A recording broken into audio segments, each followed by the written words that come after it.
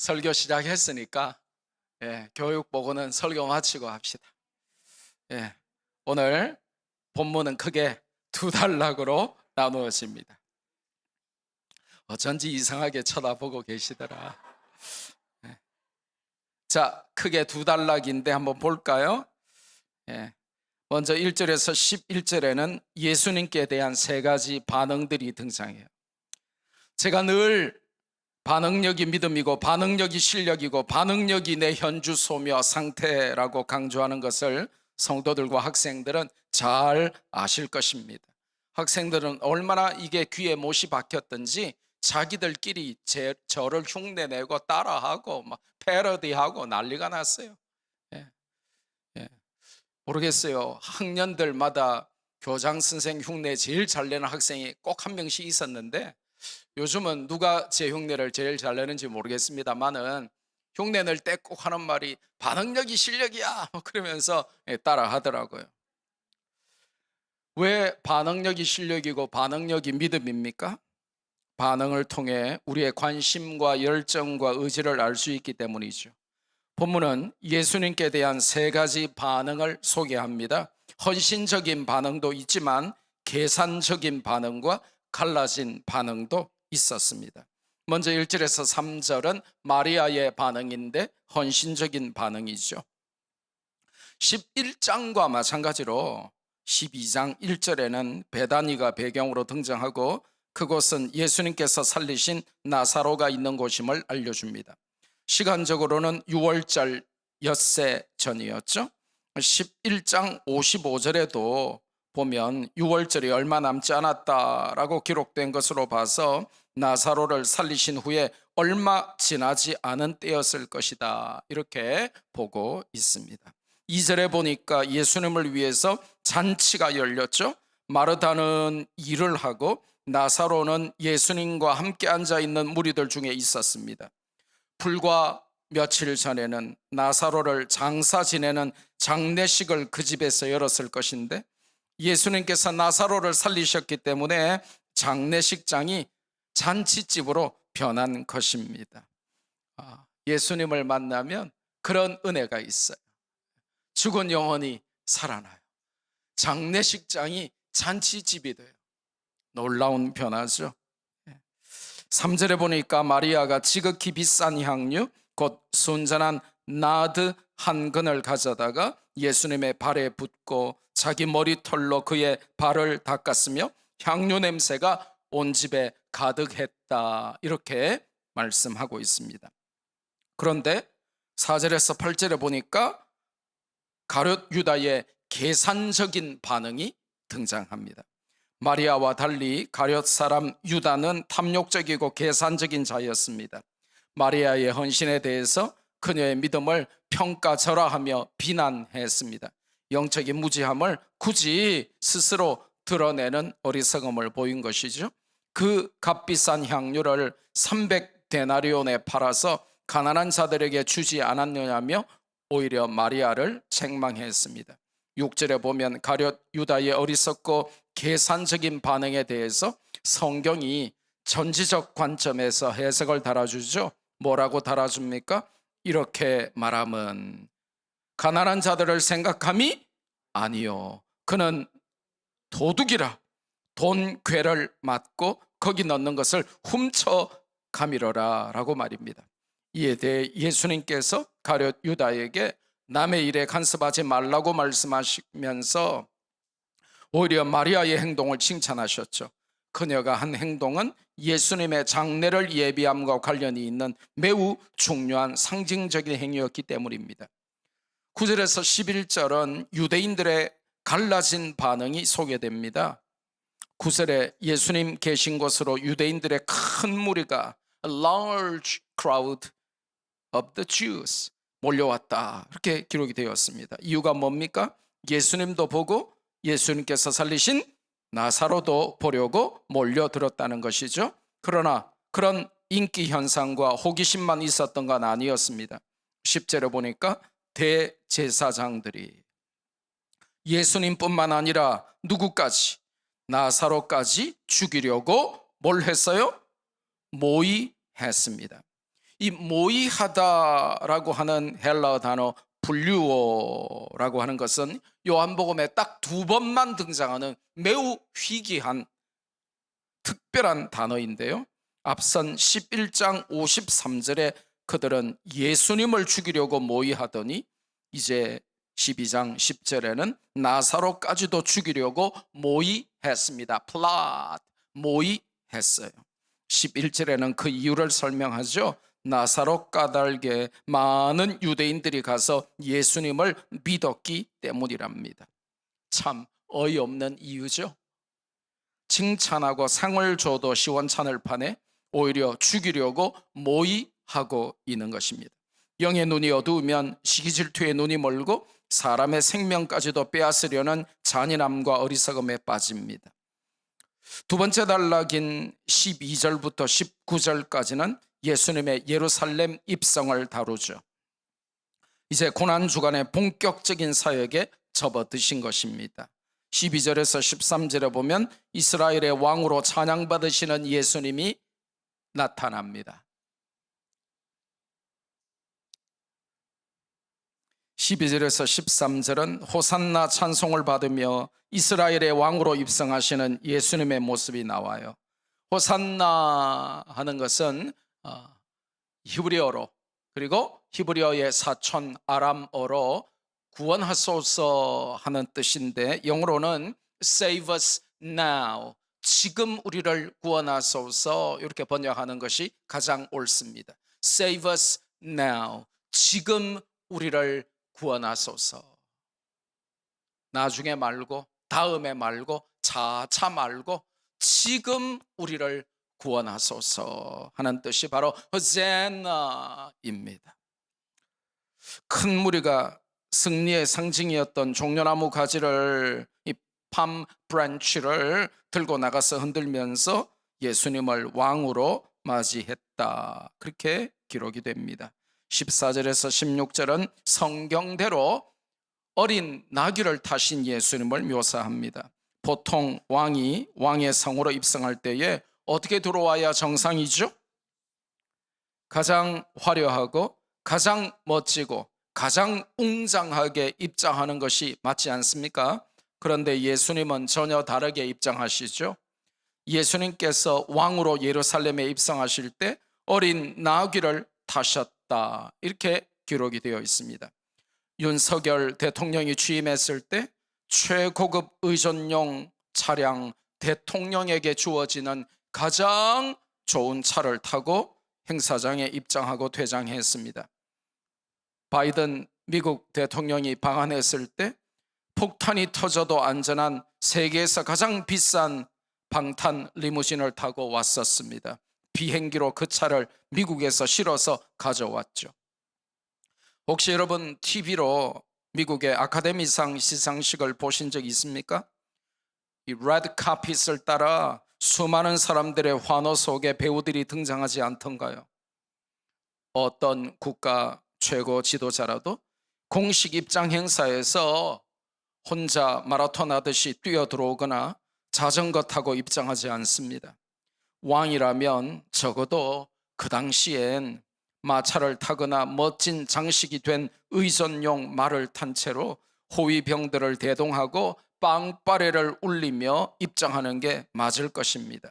그런데 만왕의 왕 예수님은 성경의 예언대로 어린 나귀를 타고 입장하셨다, 이렇게 성경은 자꾸 강조를 합니다. 왜 강조할까요? 성경대로 됐다, 이렇게 알려주시기 위함입니다. 그게 구약 성경 어디에 예언되어 있을까요? 스가랴서 9장입니다. 이 스가랴서는 14장까지 있는데요, 이 9장부터 마지막 14장까지는 전부 다 메시아 예언에 관한 굉장히 중요한 예언서입니다. 스가랴 9장 9절에 보니까 시온에 따라 크게 기뻐할지어다, 예루살렘에 따라 즐거이 부를지어다, 보라 내 왕이 내게 임하시나니 그는 공의로우시며 구원을 베푸시며 겸손하여서 나귀를 타시나니 나귀의 작은 것 곧 나귀 새끼니라.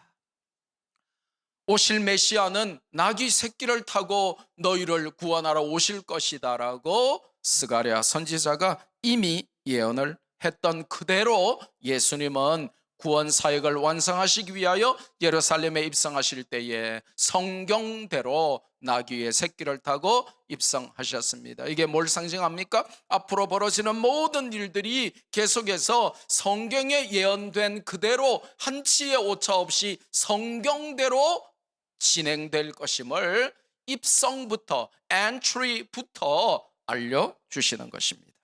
16절에 보니까 제자들은 왜 예수님께서 어린 나귀를 타고 예루살렘에 입성하셨는지를 처음에는 몰랐지만 예수님께서 부활하시고 영광을 얻으신 후에는 예수님이 친히 성경을 가르쳐 주셨으니까 그 이유와 의미를 깨닫게 되었다 하는 것을 전지적 관점에서 설명하고 있습니다. 마지막 17절에서 19절까지는 표적을 인해서 환영받으시는 예수님에 관한 설명이 나옵니다. 거기 있었던 무리들의 환호와 바리새인들의 낙심이 대조되어서 나타나죠. 거기 예수님의 입성 가운데 있었던 사람들 중에서 예수님께서 나사로를 살리셨던 현장에 있었던 자들이 겹쳐 있었고 그들의 증언을 통해 표적을 들은 사람들이 예수님을 환호하며 영접했던 것입니다. 19절에는 이 광경을 본 바리새인들의 푸념이 등장하죠. 그들이 서로 대화하기를 우리가 그를 죽이려고 모의하고 체포하려고 하는 모든 계획이 다 쓸데없다. 우리가 아무리 계획 세우고 모의하고 해봤자 이거 허사다, 쓸데없다. 자기들끼리 서로 말한다는 것입니다. 왜냐고요? 온 세상이 그를 따른다. 그렇게 말을 합니다. 두려움과 부러움과 시기 질투가 그들을 사로잡고 있음을 성경이 보여주죠.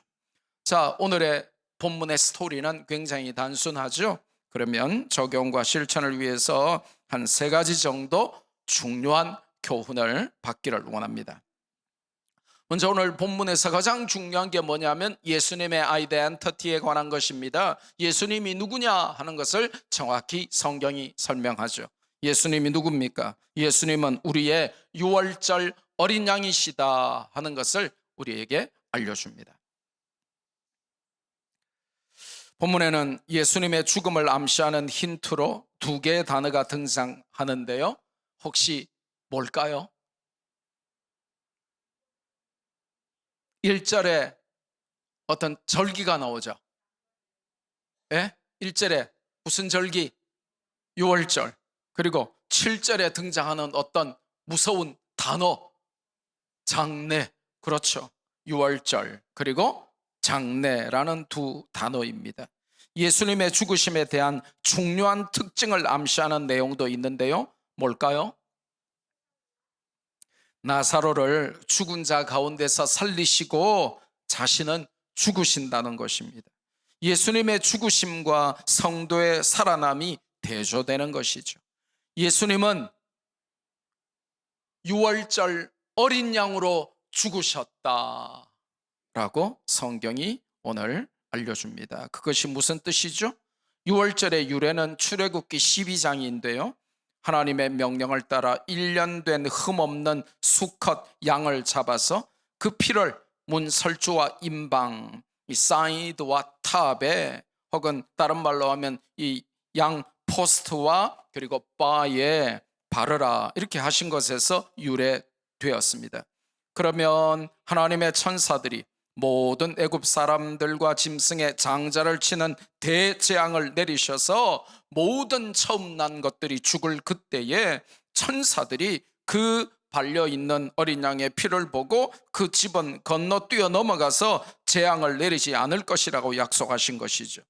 유월절이라고 하는 말은 6월과 상관이 있는 게 아닙니다.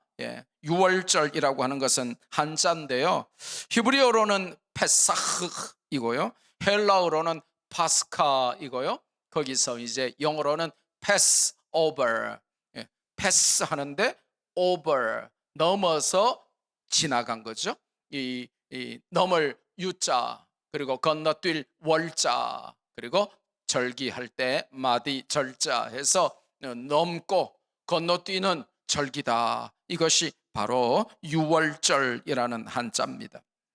하나님의 심판의 대재앙이 어린 양의 피가 있는 집은 넘고 건너서 그 대재앙이 임하지 못하도록 그 대재앙을 면제하시겠다 하는 약속이 천사가 넘어가고 건너뛰고 피가 발려있는 집은 절대로 해를 입지 못하도록 그렇게 넘어가는 패스 오버 하는 절기가 바로 유월절이라는 것입니다. 유월절 어린 양은 예수님을 상징하는 것이고 십자가 위에서 보배 피를 흘려 온 인류를 구원하실 것에 대한 상징적인 사건이 바로 유월절 어린 양의 피를 바르고 그 고기를 먹는 것이었습니다. 출애굽기 12장이 굉장히 그런 면에서 중요한데 이 말씀을 함께 읽어봅시다. 시작. 너희는 이스라엘 온 회중에게 말하여 이르라. 이달 열흘에 너희 각자가 어린 양을 잡을지니 각 가족대로 그 식구를 위하여 어린 양을 줘야 돼. 그 어린 양에 대하여 식구가 너무 적으면 그 집의 이웃과 함께 사람 수를 따라서 하나를 잡고 각 사람이 먹을 수 있는 분량에 따라서 너희 어린 양을 계산할 것이며 너희 어린 양은 흠없고 일련된 수컷으로 하되 양이나 염소 중에서 취하고 이달 열 나흘까지 간직하였다가 해질 때에 이스라엘 회중이 그 양을 잡고 그 피를 양을 먹을 집 좌우 문설주와 임방에 바르고 그 밤에 그 고기를 불에 구워 무교병과 쓴 나물과 아울러 먹되 날 것으로나 물에 삶아서 먹지 말고 머리와 다리와 내장을 다 불에 구워 먹고 아침까지 남겨두지 말며 아침까지 남은 것은 곧 불사르라.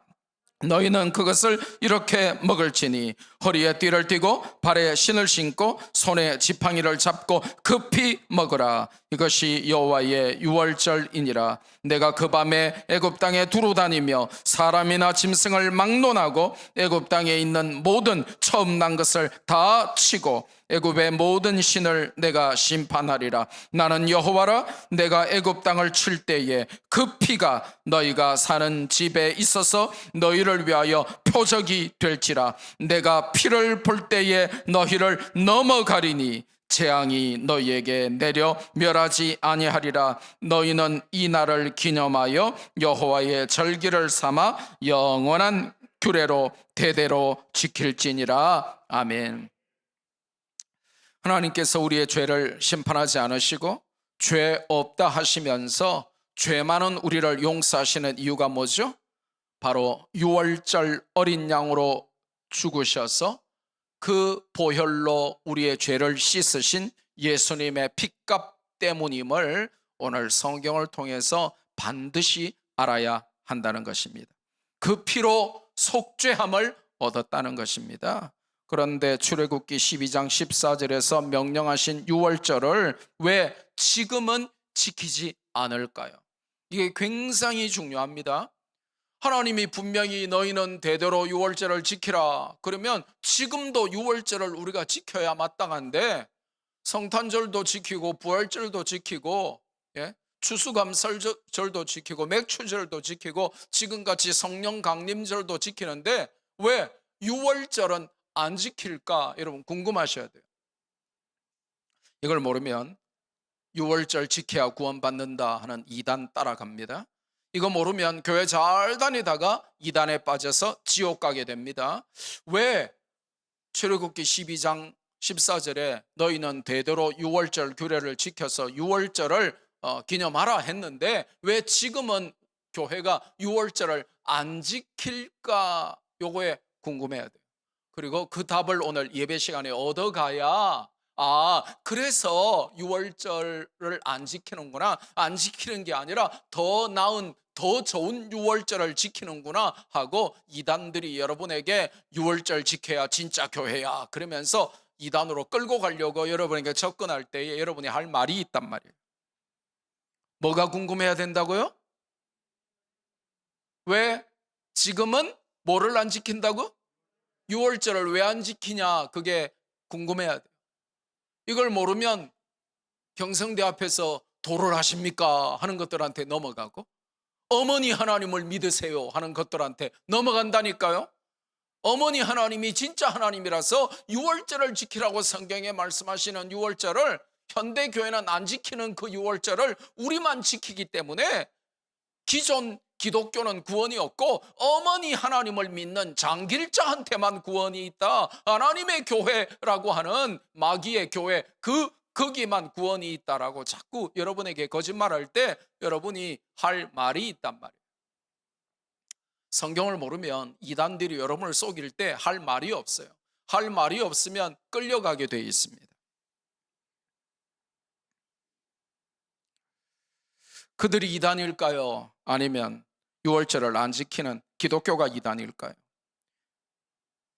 기독교가 유월절을 안 지키는 것이 아니라 예수님께서 유월절 절기를 마지막 만찬에서 지키신 후에 하신 말씀이 있어요. 앞으로는 유월절이 아니라 성찬식으로 지키라고 명령하셨기 때문에 그렇다는 것입니다. 성찬식이 예수님이 정하신 새로운 유월절이 되는 것입니다. 그래서 이단들이 기독교는 왜 구약 성경에서 명령하는 유월절을 안 지키냐 이렇게 공격하면 여러분은 그들에게 신약 성경 복음서나 고린도전서 11장으로 반박하며 가르쳐야 합니다. 예수님께서 새로운 유월절인 성찬식을 지키라 하셨다, 그렇게 말입니다. 기독교에서는 성찬식이 유월절입니다. 뭐라고요? 그래서 우리는 유월절 지킵니까 안 지킵니까? 지키는 거죠. 왜요? 뭘로 지킨다는 거예요? 성찬식으로. 그래서 이단들이 니네 기독교는 유월절을 안 지키지, 그러니까 하나님 말씀대로 믿는 기독교 아니지, 니네 기독교는 이단이야 라고 말할 때, 아니 우리 유월절 지키거든, 니네보다 더 많이 지키거든, 우리는 성찬식으로 지키거든, 예수님이 그렇게 하라고 바꾸어 주셨어 라고 말할 수 있어야 한다는 것입니다. 그러면 그 근거를 정확히 알아야 되겠죠. 제가 아까 복음서와 고린도전서 11장이라고 말씀드렸죠. 우리가 성찬식 할 때 제가 날마다 읽어주는 말씀이 바로 고린도전서 11장이죠 23절에서 26절에 보니까 내가 너에게 전한 것은 주께 받은 것이니 곧 주 예수께서 잡히시던 밤에 떡을 가지사 축사하시고 떼어 이르시되 이것은 너희를 위하는 내 몸이니 이것을 행하여 나를 기념하라 하시고, 식후에 또한 그와 같이 잔을 가지시고 이르시되 이 잔은 내 피로 세운 새 언약이니 이것을 행하여 마실 때마다 나를 기념하라 하셨으니 너희가 이 떡을 먹으며 이 잔을 마실 때마다 주의 죽으심을 그가 오실 때까지 전하는 것이니라. 아멘. 주님은 이것을 행하여 나를 기념하라 하시면서 유월절 만찬을 성찬식으로 바꿔주셨어요. 이걸 모르면 맞네, 구약성경의 출애굽기 12장에 유월절을 지키라 그랬는데 유월절 안 지키는 기독교가 이단이고 유월절을 지키는 장길자 하나님 어머니를 믿는 하나님의 교회가 진짠가 보네 하고 쏘가버린다는 거예요. 그들이 그렇게 여러분에게 접근하면, 아니 우리는 유월절 지키는데 예수님이 명령하신 방법대로 성찬식으로 유월절을 지켜라고 정확하게 설명을 해 주셔야 합니다. 두 번째로 본문을 관통하는 또 하나의 중요한 교훈은 마리아의 향료옥합을 깬 헌신을 통해 우리에게 주시는 성경적 물질관과 헌신관에 대한 것입니다. 나는 성경적인 물질관을 가지고 있는지, 성경적인 헌신관을 가지고 믿음 생활하고 있는지 그렇지 않은지 점검을 하라는 것입니다. 마리아가 예수님의 발에 부은 나드 향유는 지극히 비싼 것이라 이렇게 3절에 기록합니다. 그냥 비싼 게 아니었습니다. 지극히 비싼 것입니다. 왜냐, 이 나드 향유는 인도에서만 나는 식물의 뿌리에서 추출한 최고급 향수예요. 이 냄새가, 이 프래그런스가, 이 퍼퓸의 프래그런스가 너무너무 탁월해가지고 부르는 게 값이었어요. 제가 이집트 가보니까 이 나드 향유를 조그만하게 아주 옛날 어르신들이 가지고 다니던 은단 넣는 그 조그만 얍실한 거, 그 아주 그 작은 성냥깍보다 작은 아주 그 얍실한 병에 들어있는 그 향수가 그 당시에 보니까 한 600불 하더라고요. 예. 10몇 년이 지났는데 그러니까 한 70몇만 원인데 지금으로 하면 조금 요만큼 들었는데 지금 돈으로 하면 100만 원도 훨씬 넘겠죠. 예. 예. 그 뿌리에서 추출하는 이 나드 향유가 그렇게 비싼 거예요. 그래서 3절에 지극히 비싼 것이다 하는 것을 강조하고 있습니다. 당시 로마의 도량형 단위로 한 근이면 327g인데요. 그것이 5절에 보면 300데나리온의 가치를 가진 것이니 한 데나리온이 노동자의 하루 품삯이라 그랬잖아요. 그러니까 300데나리온이면 1년에 300일 일 안 하죠. 우리가 200 몇십 일밖에 일 안 하죠. 그러니까 300데나리온이면 노동자의 1년치 연봉보다도 더 많은 비싼 그런 향유가 바로 이 향유였다는 것입니다. 1년치 연봉에 해당하는 값비싼 향수를 예수님의 발에 부은 것이죠. 마리아는 오라비 나사로를 살려주신 예수님의 은혜를 갚는데 자그마치 1년치 연봉을 드린 셈입니다. 여러분은 예수님의 은혜를 갚는데 뭘 드리고 계시죠? 아마 그 집에 더 비싼 것이 있었더라면 그것을 드리기에도 마리아는 주저하지 않았을 것이라고 저는 성경을 읽으며 깨달을 수 있었습니다. 주님께 기쁨으로 드린 것이죠. 하지만 가룟 유다는 달랐습니다. 계산적인 반응으로 그것을 공개적으로 비판했어요. 혼자 마음속으로 생각만 해도 나쁜데 만민 앞에서 마리아를 공격하며 창피를 준 것입니다. 마리아의 행동이 예수님의 장사를 예비하는 것임을 알 리가 없는 영적으로 무지한 가룟 유다였기 때문에 그에게는 300데나리온의 향유가 너무나 아깝게 허비되는 것처럼 보였습니다.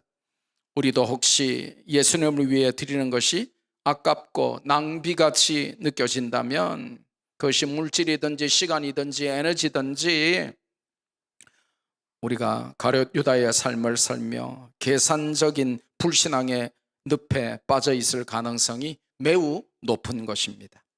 우리를 구원하신 주님께 무엇을 드려도 아깝지 않은 것이 참 믿음이 아니겠습니까? 본문이 암시하는 것은 무엇입니까? 교회 안에는 마리아도 있고 가룟 유다도 있습니다. 교회 안에는 헌신적인 믿음과 계산적 불신앙의 사람들이 공존합니다.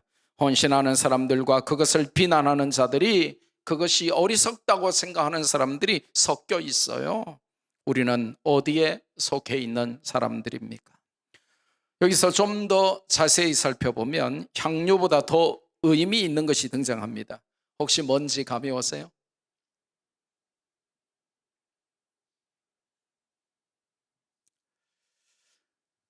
그것은 바로 마리아의 머리털로 예수님의 발을 닦은 것입니다.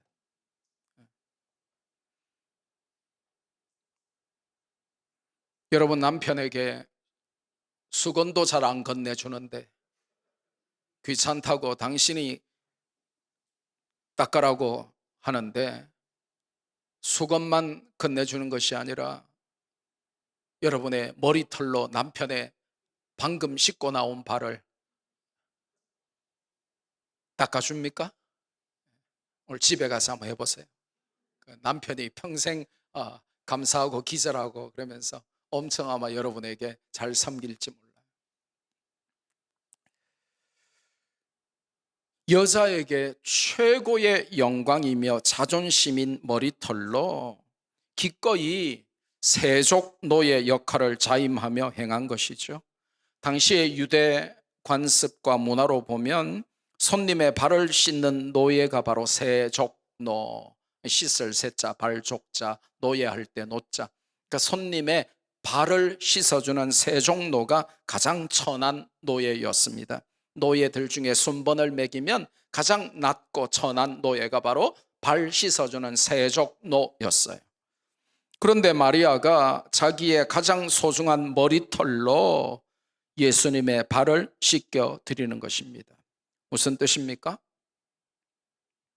향료옥합을 깨워서 물질로 주님을 섬길 뿐 아니라 자신의 모든 몸과 마음을 들여 가장 겸손하고 낮은 자세로 주님을 섬기겠다는 헌신을 보여주는 것이죠. 물질로 섬기는 것도 참 좋고 귀합니다. 그러나 헌신까지 연결해서 섬기는 것이 더 귀하고 중요합니다. 내게 있는 모든 것을 아낌없이 드리네. 우리는 찬송하잖아요. 내게 있는 모든 것을 아낌없이 드리네. 찬송하잖아요. I surrender all. 그러면서 우리 늘 그렇게 찬송하잖아요. 그런데 이 고백이 물질뿐 아니라 내 온 몸과 마음을 헌신까지 해서 주님을 섬길 때 그런 찬송의 고백이 진정으로 가능하다는 것입니다.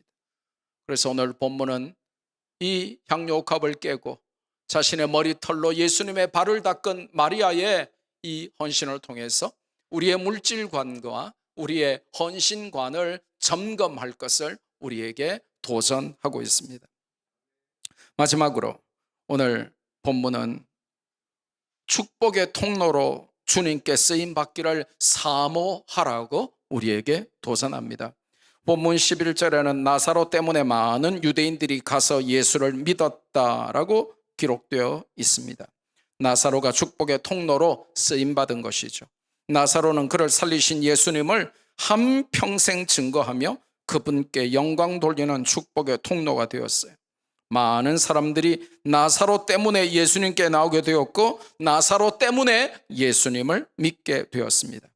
우리는 혹시 저주의 통로나 불행의 통로로 살지는 않습니까? 나 때문에 많은 사람들이 예수님께 나와야 되는데 반대로 나 때문에 많은 사람들이 예수님을 떠나거나 예수님으로부터 멀어지는 건 아닌지 우리의 삶을 돌아봐야 한다는 것입니다. 나는 통로예요. 어떤 통로냐? 나 때문에 많은 사람들이 예수님께 더 가까이 나오게 하는 통로이거나 반대로 내가 그들을 예수님께로 더 가까이 가는 것을 막아버리는 통로이거나 둘 중에 하나라는 것이죠. 우리는 어떤 통로인가요?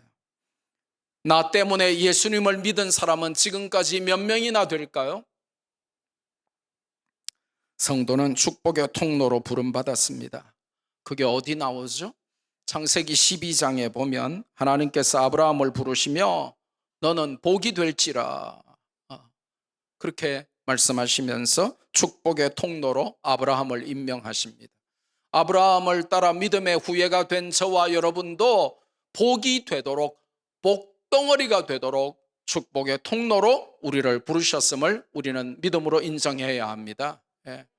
복덩어리가 되게 부르셨어요. 우리 경상도 사람은 길게 말하는 것을 싫어하죠. 그렇죠. 어이고 서울에서 오신 분들이 어떻게 이렇게 잘 알아요? 복덩어리가 아니고 뭐라고? 복띠가 되도록 부르셨어요. 야, 놀랍죠? 그래서 우리도 아브라함처럼 우리의 믿음의 조상인 아브라함이 축복의 통로로 살았던 것처럼 아브라함을 따라 믿음의 후손이 된 저와 여러분도 복띠로 축복의 통로로 살아야 한다는 것입니다. 성도의 삶의 이유와 목적은 나 때문에 주변 사람들이 예수님을 믿도록 연결하는 구원의 통로, 축복의 통로, channels of blessings, channels of salvation, 이 통로가 되는 것입니다. 우리는 하나님의 언약 안에 있는 축복의 통로입니다. 그 찬송 너무 좋잖아요. 당신은 하나님의 언약 안에 있는 축복의 통로. 우리가 늘 그렇게 찬송하며 축복해 주잖아요. 바로 그겁니다. 우리는 둘 중 하나예요. 축복의 통로 아니면 축복을 막는 통로, 둘 중에 하나인 것입니다.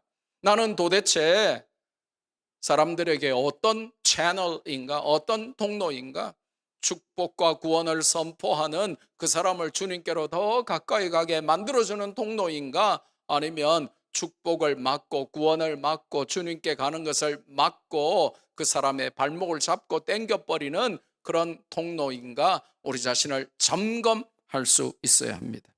그래서 우리는 부자 되기보다 성공 출세하기보다 축복의 통로가 되기를 더 사모해야 되는 것이죠.